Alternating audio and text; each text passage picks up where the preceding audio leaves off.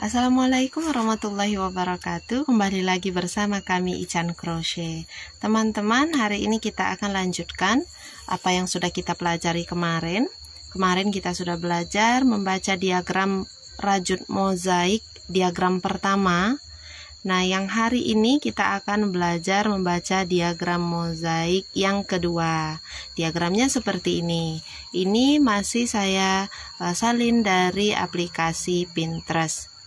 Oke, teman-teman bisa screenshot dulu. Kemudian nanti silakan teman-teman simak langkah-langkah yang akan dilewati atau yang harus dilakukan supaya nanti teman-teman juga bisa membaca pola diagram mozaik rajut. Simak video ini sampai habis ya, jangan di skip.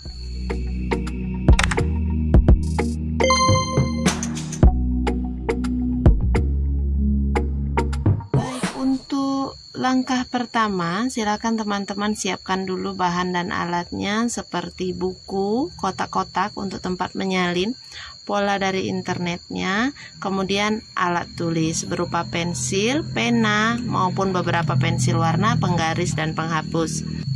Kemudian teman-teman salin pola atau diagram mozaik yang sudah didapat tadi di buku kotak-kotak milik teman-teman masing-masing ya.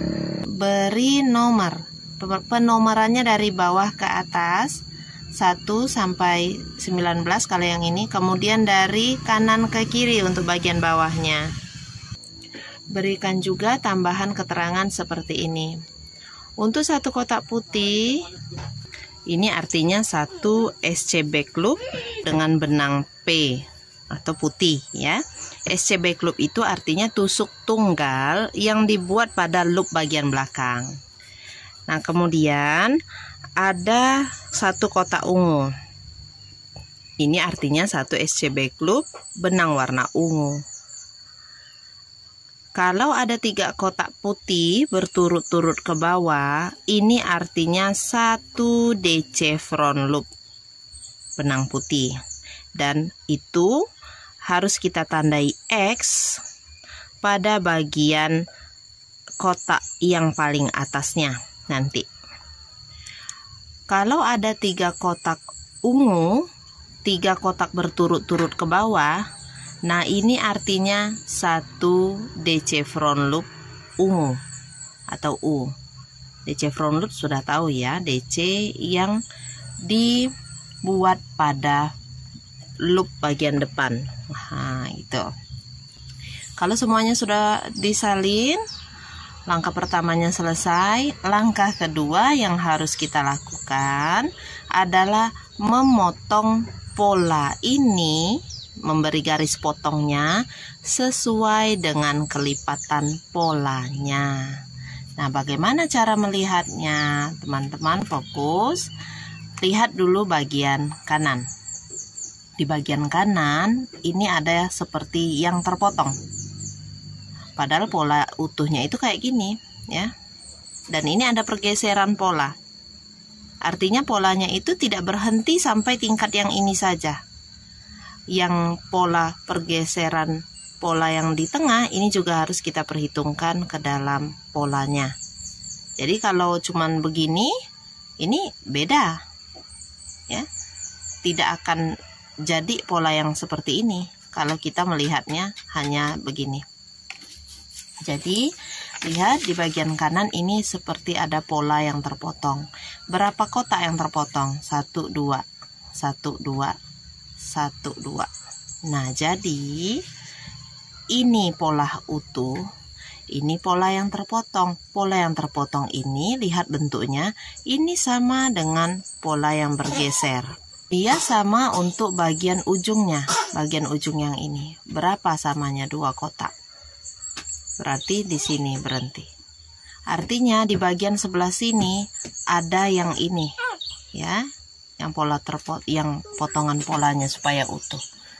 Ini potongan pola yang kirinya, ini adalah potongan pola yang kanannya.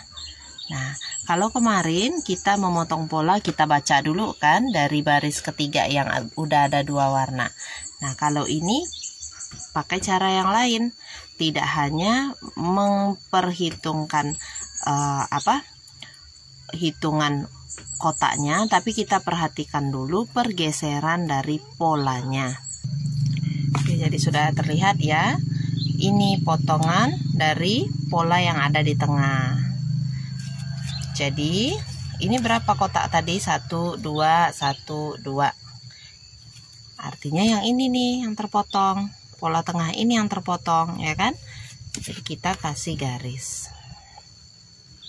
Nah, selain dengan menghitung kotak ungu dan putihnya, kita bisa juga melihat dari gambarnya mana yang terpotong. Nah, seperti itu. Ini kita beri garis.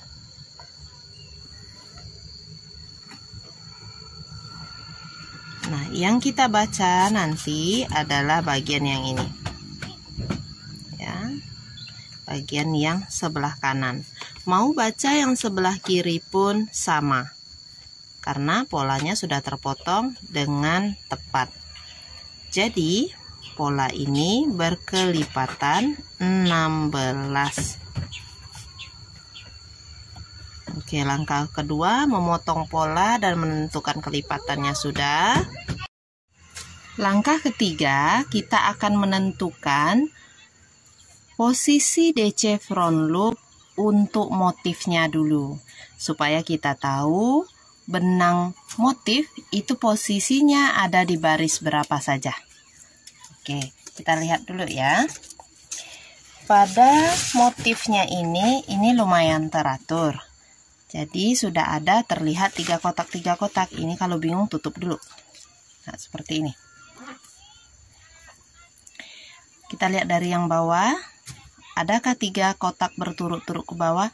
Fokus pada benang motif, yaitu benang warna ungu kalau untuk pola ini. Jadi benang yang putih ini nanti ya. Jadi langkah ketiga yang harus kita tempuh itu memberi tanda X pada motif, supaya kita tahu benang motif ada di baris berapa saja. Ini 1 ungu semua, tidak ada 3 kotak berturut-turut, jadi tidak perlu kita tandai.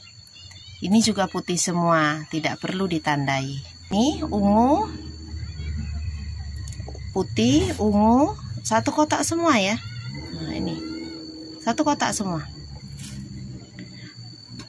Yang nomor 4, benang motifnya masih benang motif di R4 ini di sini ini. Ini 2 kotak ke bawah. DC front loop harus 3 kotak. Jadi ini kalau masih 2 kotak belum kita tandai X. Yang di sini putih 1 kotak. Ini ada ungu 2 ke bawah. Tidak kita hitung karena harus 3 kotak. Nah, itu ya, jadi belum. Oke, saya bantu pakai begini. Nah, kalau 4 kotak tadi kita melihatnya seperti ini. Motifnya masih 2 kotak, jadi belum ya kita tandai. Kita ke R5. R5 perhatikan yang warna ungu saja. Ini 1 kotak, 1 kotak, 1 kotak. Kemudian yang ini ada berapa ini? Ini ada 1, 2, 3 kotak ke bawah. Warna ungu yang ini sudah ada 3 kotak ke bawah. Berarti kita akan tandai bagian atas dari 3 kotak ini. Ini kotaknya 1, 2, 3. Nah, yang paling atas kita tandai X. Seperti itu. Dan itu artinya di R5 ini yang berjalan adalah warna ungu, benang ungu. Oke, lanjutkan dulu. Ini ada lagi kah 3 kotak warna sama ke bawah? Tidak. Kita lanjut ke bagian sebelahnya. Ini putih, jangan dulu dilihat, kita perhatikan yang warna motif saja. Nah, ini ada nih 3 kotak turun ke bawah. Kotak paling atas ini kita tandai dengan X. Oke, ini 1 kotak semua. Yang kita ambil itu yang 3 kotak teman-teman ya. Nah, iya, ini hampir lupa. 3 kotak ke bawah sudah dapat. Yang atasnya sudah kita tandai X. Karena 3 kotak, yang paling bawah ini, nah ini posisi DC front loop ini ya. Ini untuk kepala DC-nya. Yang ini tempat front loop. Kotak ketiga ini tempat front loop yang menjadi posisi pembuatan DC front loop. Gimana gitu ya. Jadi front loop di R3 nanti akan dikait saat mengerjakan R5. Jadi ini kepalanya, ini ekornya. Sudah pasti ekornya juga berwarna ungu. Nah, ini yang tempat X tadi ungu. Ekornya berarti juga warna ungu. Nah, gitu. Ini sudah dapat 2 baris untuk warna ungu. Oke, kita ke R6 ya. Di R6 yang motif, adakah 3 kotak ke bawah? Tidak ada. Lanjut lagi. R7 ada 3 yang motif. Ini motif 1 kotak 1 kotak. Ini 3 sudah ada baris 3 kotak ke bawah. Kita tandai X. Itu artinya di R7 ini juga yang berjalan nanti saat merajut warna ungu. Ini 1 kotak 1 kotak semua, yang ini 3 kotak lagi. Kasih lagi warna ungu, ini pakai X. Oke, ini 1 kotak 1 kotak. Ekor tempat DC front loop-nya di mana? Oh, di R5. Sudah pas ya. R5 memang berwarna ungu nanti. Kita ke R8. R8 ini yang motif cuma 2 kotak. Ini nggak boleh dihitung sebagai DC front loop kalau masih 2 kotak. Oke, karena DC front loop harus 3 kotak. Jadi R8 itu kosong, bukan warna ungu. Kita ke R9. Ada 3 kotak teman-teman. 1 kotak, 1 kotak. 1, 2, 3. Nah, kita dapat lagi. Ada 3 kotak. Berarti ini juga warna ungu. Ini 1 kotak semua nih. Ini X. Jadi kalau melihat untuk diagram mozaik ini per baris teman-teman ya. Kalau langsung keseluruhan bingung. Kecuali kalau udah pintar baca diagramnya nanti bisa kayak gitu ya. Kalau sekarang jangan dulu, kan kita masih belajar. Oke, R9 ungu. Ekor dari DC front loop-nya di R7 ini. Udah ungu? Udah ungu. Begitu. Lanjut. Udah benar berarti R9-nya. Kita ke R10 motif. Yang motif saja perhatikan. Ini ungunya cuma 2 kotak, nggak boleh. Lanjut dulu. Nah, ini R11 ungunya 3 kotak nggak? 1 kotak. Nah, ini 3 kotak. Ada 3 kotak lagi. Beri tanda X. Berarti R11 itu warna ungu. Ekornya ada di R9. Pas berarti ini sudah ungu juga. Ini 1 semua, 1 semua. Ah, ini ada 3 kotak lagi. Nah, udah ya. Diagram yang ini enak, udah teratur ini posisi X-nya. Nah, gitu. Ini 1 kotak, 1 kotak. Kita ke R12. R12 ada lagi yang ungu 3 kotak ke bawah. Tidak ada, ini 2, nggak boleh. 2 nggak boleh. Ayo ke sini. Ke 13. Ada ungu 3 kotak ke bawah. Ini 1, 1, 1. Yang ini 3. Ini kita tandai X. Berarti yang di sini warna ungu. Ini untuk kepala DC front loop. Ekor DC front loopnya di R11 warna ungu. Iya, udah pas. Ini 1 kotak 1 kotak. Yang ini tuh 2, 3. Nah, ini X lagi. Ini 1 kotak 1 kotak. Oke, lanjut R14. Ada 2 kotak? Tidak ada. Lanjut lagi. Ada 3 kotak maksud saya. Di R15 1 kotak 1 kotak. Ini ada 3 kotak nih teman-teman. 3 kotak ke bawah. Nah, 1, 2, 3. Ini berarti warna ungu di R15. Ekornya di R13. Sudah pas ya. Nah, ini 1 kotak 1 kotak. Ini 3 kotak lagi. Yang 3 kotak ini yang kita tandai.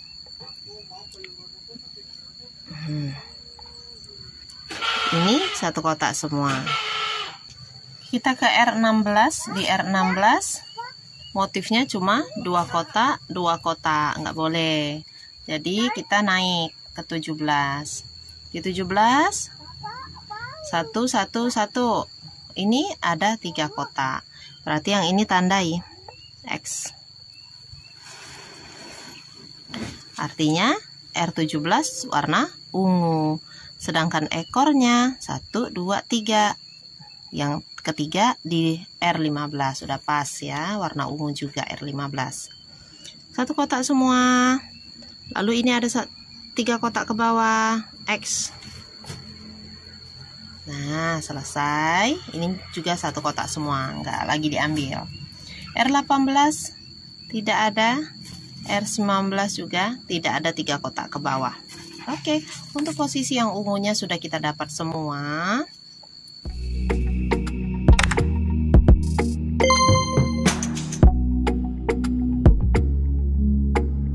Langkah 3 udah ya. Menentukan posisi DC front loop dan benang yang berjalan untuk motifnya ada di baris berapa. Kita ke langkah selanjutnya, yaitu menentukan posisi DC front loop untuk benang background dan posisi barisnya gitu. Dari pengkodean UU ini, dari posisi baris ungunya ini sudah berselang-seling, kita jadi bisa tahu kalau yang tersisa ini, yang masih kosong, ini adalah posisi untuk DC front loop atau giliran benang warna putih yang berjalan nanti. Jadi langsung saja buat PPP. Putih. Nah, gitu. Kita beri dulu tanda X untuk yang putih. Lihat di baris kedua. Tutup dulu.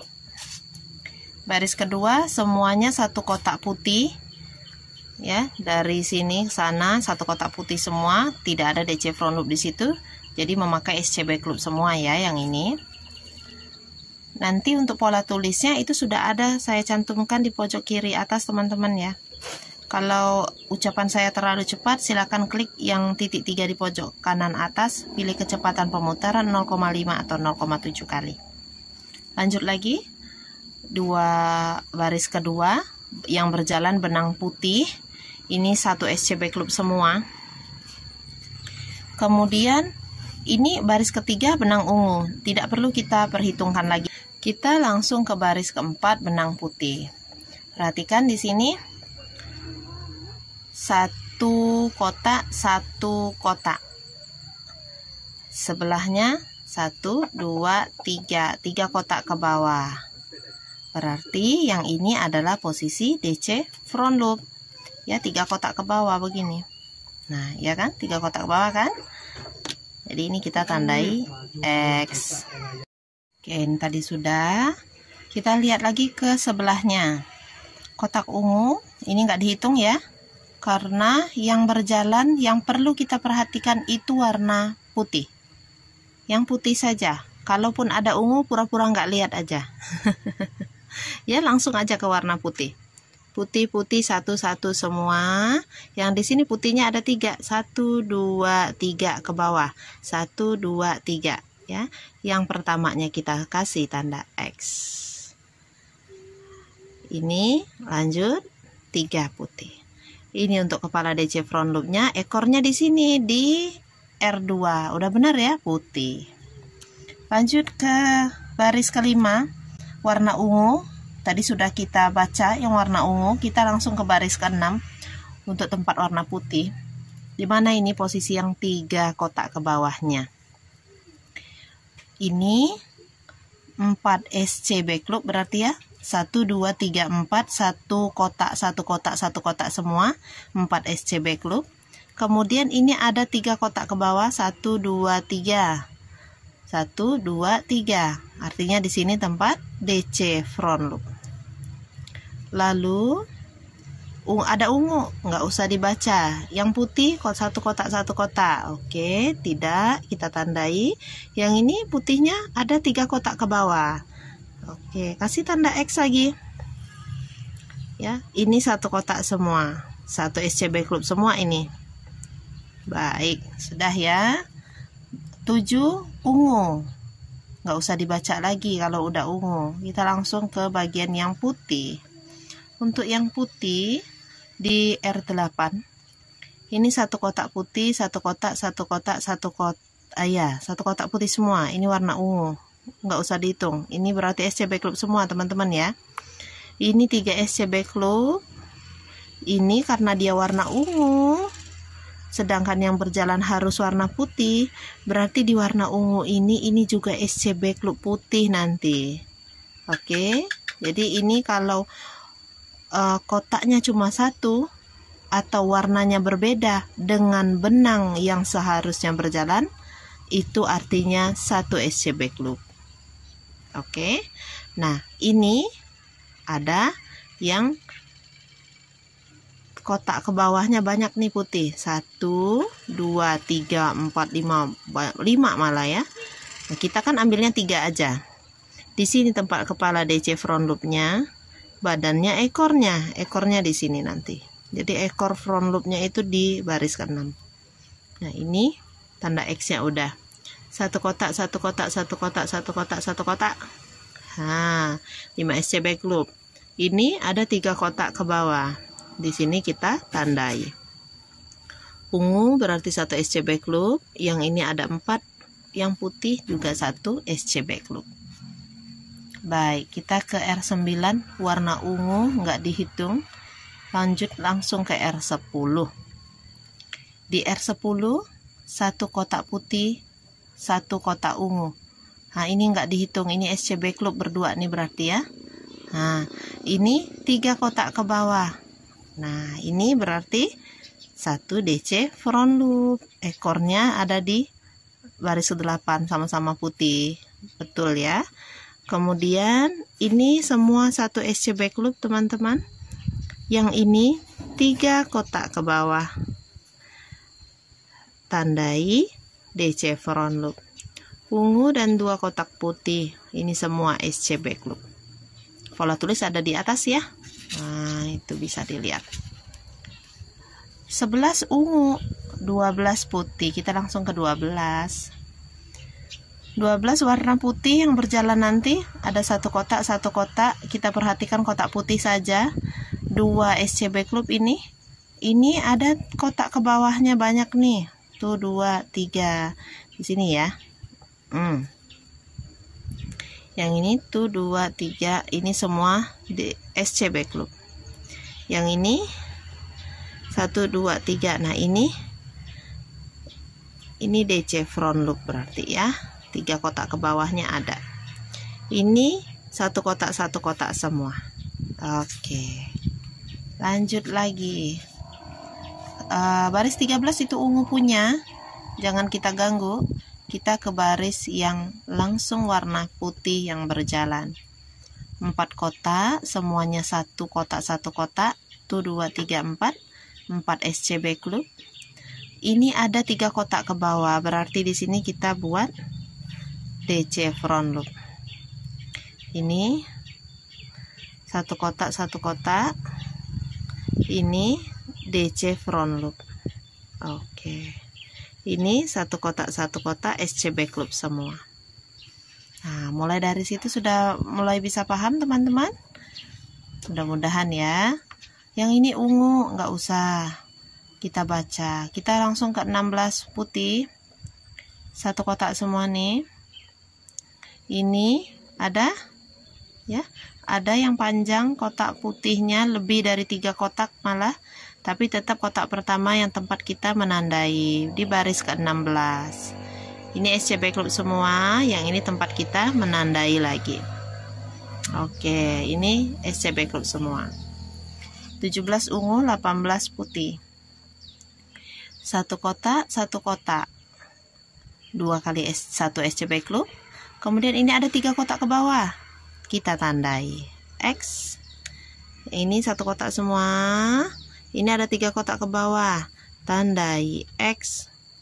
Ini satu kotak semua. Oke, 19 ungu. Oh, ini udah selesai berarti. Ini kan sudah selesai nih. Sudah selesai untuk pembacaan yang putih juga dan yang ungu. Nah, kalau teman-teman lihat, ini perhatikan. Ada yang sama untuk rumusnya. Ya. Perhatikan yang baris keempat. Ini sama tanda X-nya dengan siapa? Dengan baris ke-10. Berarti baris ke-10 ini sama dengan baris ke-4.